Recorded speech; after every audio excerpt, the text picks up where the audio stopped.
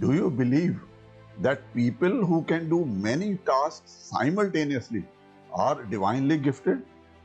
Many of us may be wanting to emulate such people who are able to do multitasking. In the modern digital age, this is known as media multitasking. Let me give you an example. Suppose you are studying and you get an alert on a WhatsApp message from your friend. So you immediately shift your attention from your study and check for the message and immediately reply it. Now you get back to your study. And all this may have taken just 1 minute to reply to your friend's WhatsApp message. Now, what do you think? What could have been the impact of this distraction over your brain? Do we realize what is the impact of media multitasking on our brains? Scientific research has revealed that media multitasking not only kills your performance but also damages your brain. So in this video, we shall evaluate the impact of media multitasking on 5 crucial aspects. The first is productivity. Second is its impact on our cognitive ability. Our cognitive processes include thinking, knowing, remembering, judging, and problem solving. And the impact on our intelligence quotient or the IQ.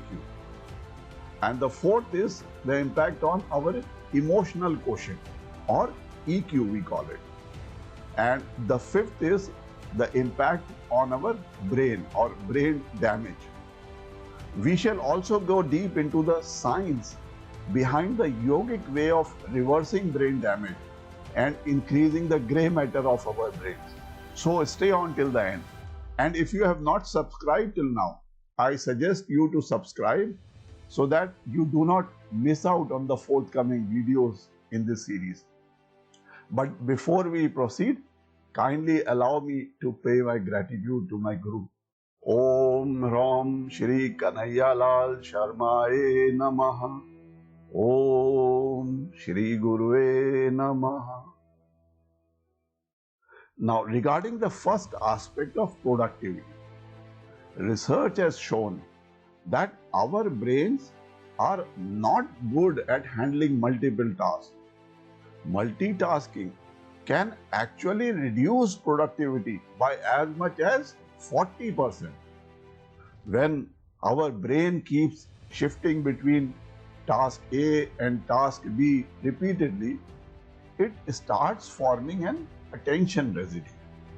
This means that thoughts of task A and thoughts of task B, they start mixing, because of which we experience an information overload, which in turn causes mental blocks.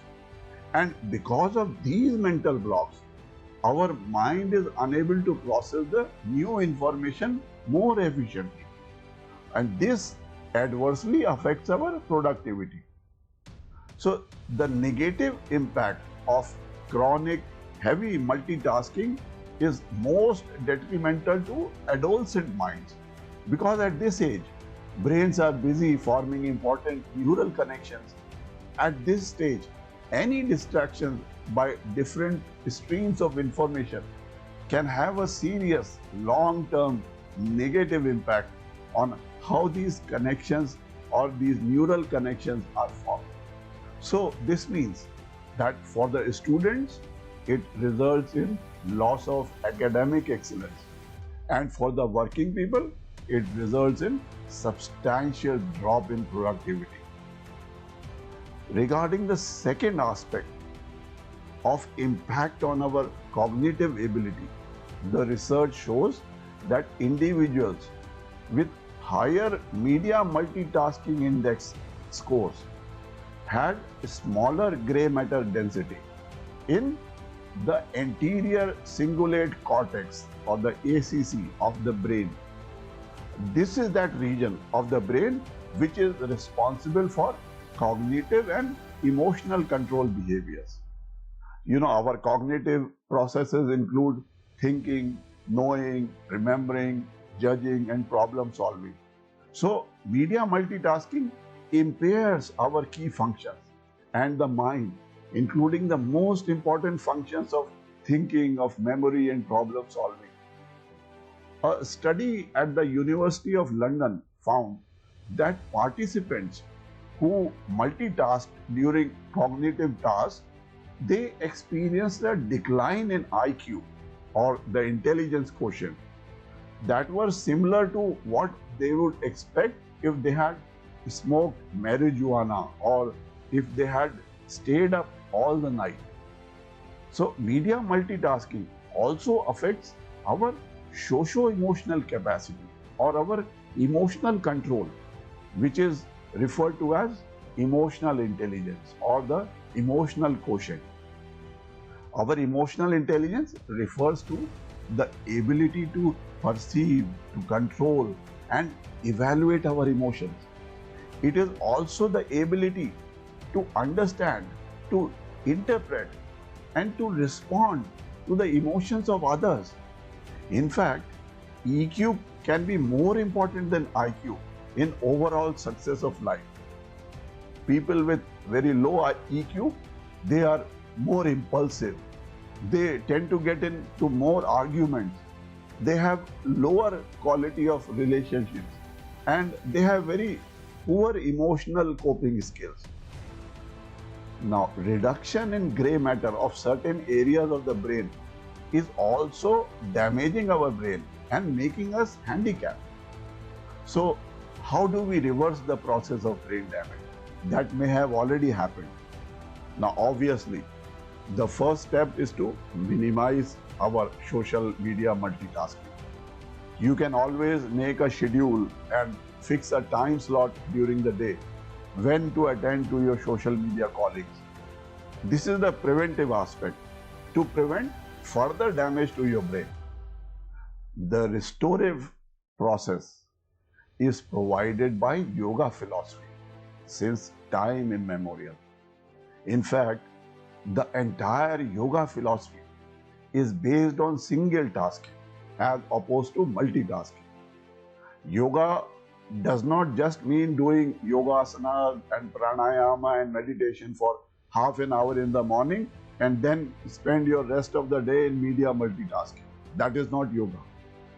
Yoga means to be absorbed fully in whatever activity you are performing.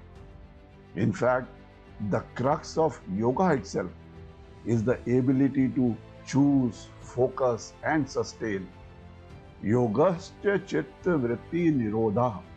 That is, yoga is the ability to direct the mind exclusively towards an object and sustain that focus in that direction without any distraction.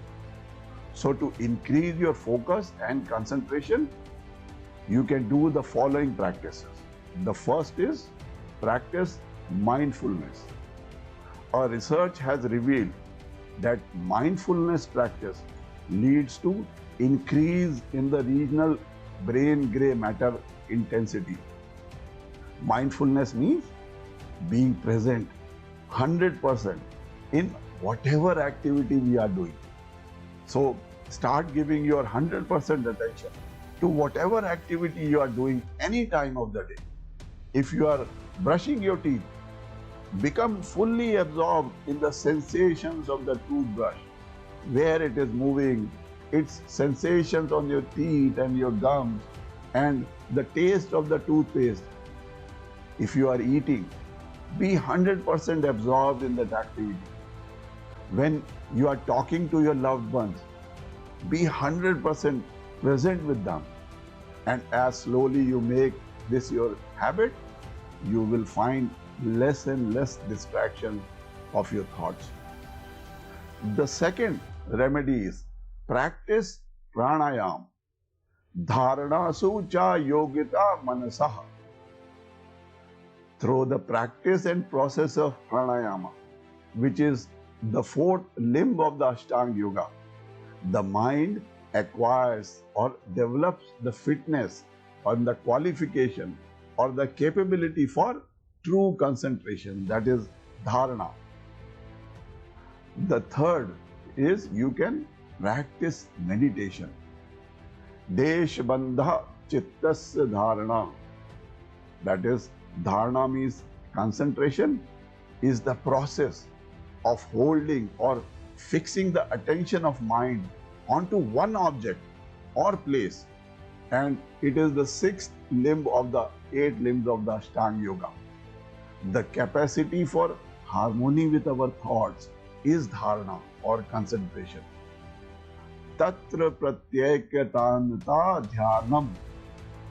Allowing your thoughts to flow in an uninterrupted stream results in contemplation or dhyana or meditation.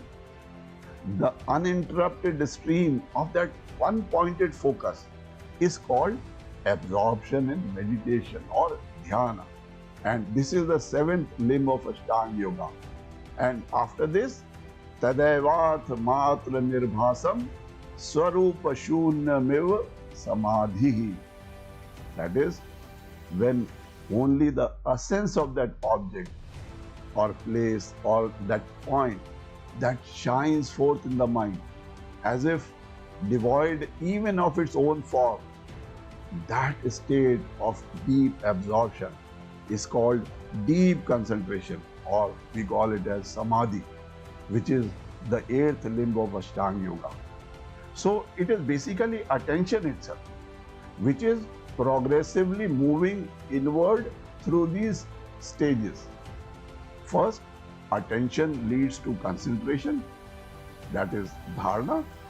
Then concentration leads to meditation, that is dhyana. And then meditation leads to absorption, that is samadhi. And finally, sarvarthata ekagratayo shayodayo chittasya samadhi parinamah. The mastery called samadhi parinama is the transition whereby the tendency to all pointedness subsides while the tendency to one pointedness arises. The state of all pointedness, sarvarthata, that is, refers to the tendency of the mind to be drawn in countless different directions.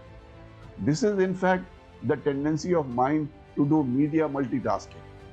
In the state of samadhi parinama being described, this tendency towards multitasking subsides, that is shaya. The state of one-pointedness, ekagratayo, is the tendency of the mind to concentrate or focus on a single point. So if you observe your own mental functioning, you can easily see both these tendencies. The mind runs in both directions, of all pointedness as well as to one pointedness. We all experience both of these tendencies in our daily life. Here in this sutra, it is this one pointedness that is arising, that is udayo. So yoga gives a solution to move from multitasking to single point tasking. You know, in a research by Harvard, magnetic resonance images were taken of the brain of 16 participants, which were 2 weeks before and after they took part in a 8-week meditation program. And the analysis of these MR images, they found increased gray matter density in the hippocampus, which is known to be important for learning and memory and emotion regulation, and in the structures associated with our self-awareness or compassion and introspection. So there was also a decreased gray matter density in the amygdala, which is known to play an important role in anxiety and stress. So several areas of the brain are active when we meditate, but most pronounced is the prefrontal cortex, because when we meditate, we are focusing our attention on something. Neuroscientists, they use this analogy to describe the way the brain changes. When we exercise a muscle, it becomes larger and denser with muscle mass. In a similar way, when we exercise any part of the brain, which we do when we meditate, it becomes larger and denser with neural mass, or we call it as gray matter. So the phenomena is known as neuroplasticity. So researchers have concluded that the genetic effects of meditation may have long-term physiological consequences, one of which was a slowing down of the rate of aging. So you can see, thousands of years ago, Maharshi Patanjali clearly established the linkage between single tasking, which is the essence of yoga practices, and increased brain power. And now medical science has validated this linkage. So the practice of yogic mindfulness in every moment of our lives is the perfect practice for increasing your brain power and concentration and focus. With a laser focused mind, you can achieve any goal in life.